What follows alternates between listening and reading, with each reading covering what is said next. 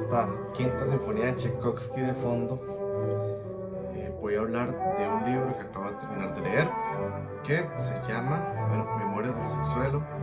de Fyodor Dostoyevsky. Por eso es el tema ruso de fondo. Creo que no hay nada más ruso que Tchaikovsky y Dostoyevsky juntos. Entonces, por eso quise como introducir este tema con esa sinfonía de fondo. Vamos a hablar de una obra maestra, Memorias del subsuelo, de Fyodor Dostoyevsky. Y es una obra maestra de la literatura. Y también la quinta sinfonía de Tchaikovsky creo que es una obra maestra de la música clásica. De este libro que vamos a comentar, vamos a hablar un poquito primero del autor, de Dostoyevsky. Bien, creo que Dostoyevsky no necesita presentación para hablar de, cuando se habla de literatura universal. Creo que ya se sabe claramente que estamos hablando ante uno de los clásicos de nuestro tiempo, del siglo XIX, y que es un autor que nace en 1821 en Rusia, y que se caracteriza por abordar la psicología humana, ¿verdad? Básicamente desde una narrativa muy particular, situaciones que ocurrieron a lo largo de su propia vida, porque al final de cuentas lo que Dostoyevsky cuenta son situaciones que él mismo vivió, son cosas que él mismo experimentó. Los personajes de las novelas, las historias que suceden en torno a los relatos que él nos presenta, según los historiadores, son situaciones que él mismo vivió y que él, las introduce en una novela con nombres diferentes y todo, pero que fueron situaciones que él en la vida real vivió. Por ejemplo, vamos a hablar de algunas de sus obras más famosas, influyentes. Por ejemplo, El jugador, que es una obra donde habla de un sujeto que de un momento a otro pues empieza a tener esta afición por el juego, por los casinos, por las apuestas, por la adrenalina de todo lo que implica esto. Y pues realmente es un periodo de la vida de Dostoyevsky donde él pues se vio involucrado en el juego de azar. Entonces refleja un poco de lo que él vivió, de las cuestiones económicas que él pasó, ¿verdad? Los apuros económicos, el contexto social de la Rusia, que nos describe en esa época, en el siglo XIX, donde también se caracteriza porque él se adentra mucho en la vida de las personas más desfavorecidas, las personas más pobres. La primera novela que él escribe, Pobres Gentes, y otra novela que también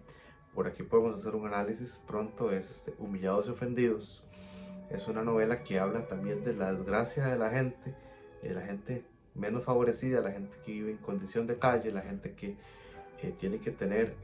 trabajos difíciles, o personas que totalmente su suerte ha sido algo muy triste. Pues él ahonda en esas vidas y en ese sufrimiento, en esa soledad, en esa desgracia. Pues ahí es donde Dostoyevsky se mete y aborda esos temas psicológicos que nos muestra y que nos puede pues llevar a análisis más profundos de la vida misma, ¿verdad? Creo que por eso es que se caracteriza a Dostoyevsky, porque al final de cuentas nos enseña cosas que él mismo vivió, cosas que él mismo pasó, pero las eleva a un nivel de pensamiento mucho más grande. Eso es una característica de él. De hecho, esta primera novela, esta novela que iba a comentar un poquito, Memorias del subsuelo, es la primera novela que se considera como del género literario de existencialismo, que realmente pues él se involucra en esta corriente filosófica del sentido de la vida como tal. De hecho, ya para entrar un poquito en de este texto, voy a leer lo que dice la parte que viene aquí en el libro, esta pequeña introducción. Dice, Memorias del subsuelo. Estamos ante una obra maestra de la literatura universal, una pieza breve, pero profundamente intensa y certera. A través de sus páginas se destilan razonamientos filosóficos de un hondo calado, envueltos en un pesimismo que refleja el espíritu dolorido y errante de Dostoyevsky, y por ende de la psique humana en ciertas coyunturas. dividido en dos partes muy diferenciadas. En la primera descubrimos un monólogo interior desgarrado en el que se nos pone de manifiesto las razones por las cuales el narrador ha decidido aislarse de la sociedad, del mundo entero. En la segunda se nos revive en una narración más clásica, unas situaciones aparentemente triviales del mismo personaje, que en el fondo justificarán en parte su reclusión y el aislamiento social al que ha decidido someterse. Una obra de ideas concisa y sin embargo muy compleja, que nos ayuda a desvelar las razones por las cuales el autor de Crimen y Castigo y Los Hermanos Karamazov o El Idiota es considerado uno de los grandes escritores de la historia. Bien, pues ya aquí tenemos un pequeño resumen de lo que vengo comentando, de lo que se caracteriza pues en sí la obra de Dostoyevsky, estos razonamientos filosóficos que se envuelven en el pesimismo, en la desgracia, en el sufrimiento, en el dolor de las personas, cosas que él mismo experimentó en la Rusia del siglo XIX, y también pues esto a niveles más profundos a nivel de la psicología humana, ¿verdad?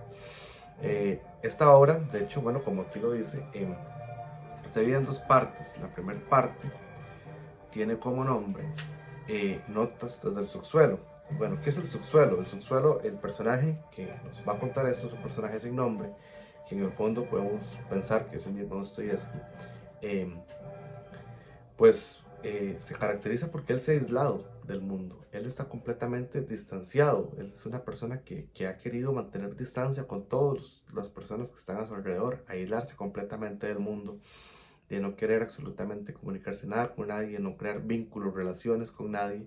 De hecho, su único círculo pequeño es como su trabajo, donde trabaja en un ministerio, que es funcionario de un ministerio ruso,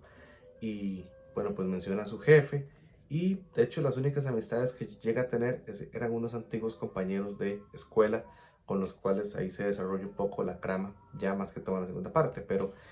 más que todo es un personaje súper aislado que tiene muy pocos vínculos con personas. Por lo cual en la primera parte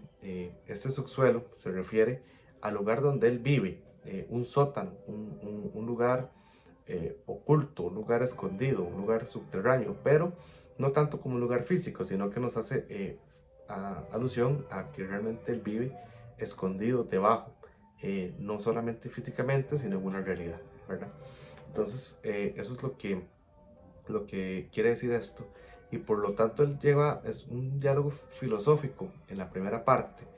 y tiene unas ideas muy brillantes en realidad, que habla básicamente incluso de lo que es el ser humano como tal, de que las decisiones que el ser humano tome siempre van encaminadas, por más que el ser humano quiera hacer el bien, muchas veces termina corrompiéndose, tiene un libre albedrío del cual muchas veces incluso no es responsable. Y tiene una frase que me llamó mucho la atención, creo que no tiene desperdicio el análisis filosófico que tiene de fondo la primera parte de esta novela, que creo que podemos agarrar un capítulo por separado y podemos incluso hacer un análisis profundo de lo que nos está diciendo. Y tiene una frase que me llamó mucho la atención, hace una alusión a la historia de la humanidad, cómo es la historia de la humanidad. Y bueno, él decía que la historia de la humanidad es algo monótona, porque siempre se habla de guerras, siempre se ha batallado ayer, se batallará mañana, se batalla hoy, y siempre hay batallas. Y creo que si lo vemos fríamente, no podemos tampoco reducir la historia de la humanidad solo en esto, pero creo que siempre ha estado marcado por un tema de que siempre han habido batallas. Antes de Dostoyevsky hubieron guerras, durante Dostoyevsky hubieron guerras, y después de Dostoyevsky, imagínense, faltaba el siglo XX, faltaba la Primera, la Segunda Guerra Mundial, y si nos pensamos todavía en este momento y vemos el contexto político, social que está enfrentando el mundo, podemos decir, y todavía hoy en este momento tenemos ciertas peleas, ciertas batallas, ciertos conflictos entre países, entre posiciones políticas. Entonces creo que hace mucha razón de que hay una monotonía en la historia de la humanidad porque siempre se caracteriza, porque siempre hay una pelea de por medio, siempre el ser humano está peleando, y creo que sí podemos englobar esto en esa pequeña frase, por mencionar una de todo lo profundo que trae esta primera parte. Seguidamente en la segunda parte, que tiene como nombre a propósito de la nieve derretida, bueno, nos contextualiza en una Rusia donde está nevando, en el frío de esas calles de Moscú, de San Petersburgo, y nos revela ya un poco la identidad de este sujeto y lo que él llega ya a desarrollar en su vida, con esas amistades que le mencionaba, su jefe, los compañeros de la escuela que tenía, con los cuales no se lleva nada bien, él los desprecia, los odia, pero llega a tener en cierto punto una relación cortés con ellos, por conveniencia en algún momento para no sentirse tan solo en el mundo, pero los termina más bien ofendiendo y termina incluso llevándose hasta un duelo con uno de ellos, de los cuales ellos simplemente se burlaban de él, lo veían como algo súper burdo y súper por debajo del hombro, lo veían porque era una persona que se quedó anclada y que nunca pudo hacer como algo más en la vida, y sus compañeros más bien eran brillantes y el otro era tenía un alto cargo en el ejército y era un general. Entonces bueno, él siente como esta envidia de que él no logra hacer lo que sus compañeros de escuela lograron. E incluso, bueno, él se enamora de una joven que,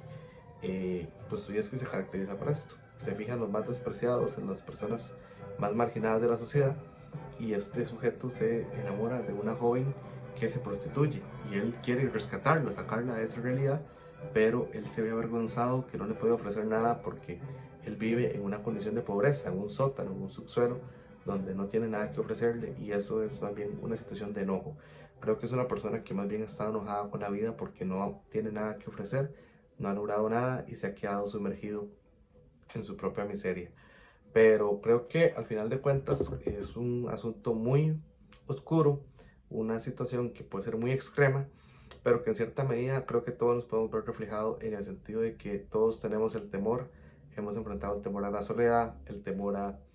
no lograr cosas en la vida, al temor de no ser suficientes, al temor de la opinión de los demás, el temor de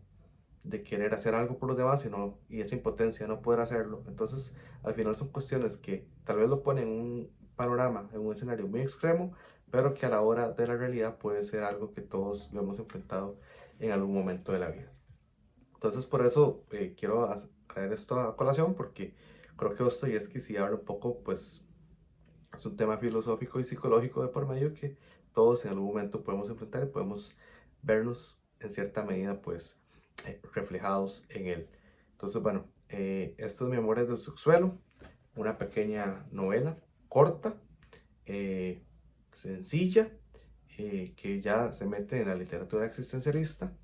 y que muy fiel al estilo de Dostoyevsky, con esa narrativa, con esos diálogos, con esos personajes, con esa Rusia característica del siglo XIX, y que, bueno, pues que incluso dicen que, bueno, Nietzsche en algún momento se vio confrontado con esta lectura e incluso tuvo un debate filosófico de ideas, eh, porque Nietzsche pensaba otra cosa, y bueno, pues se siente interpelado incluso por esta lectura. Eso es eso es todo un debate, todo un tema, pero que es algo que marcó, ¿verdad? Y también, bueno, pues algunos dicen que esta novela ya incluso nos puede servir de introducción al Dostoyevsky, que nos va a presentar más adelante novelas más densas y más profundas como Crimen y Castigo y Los Hermanos Karamazov. Entonces,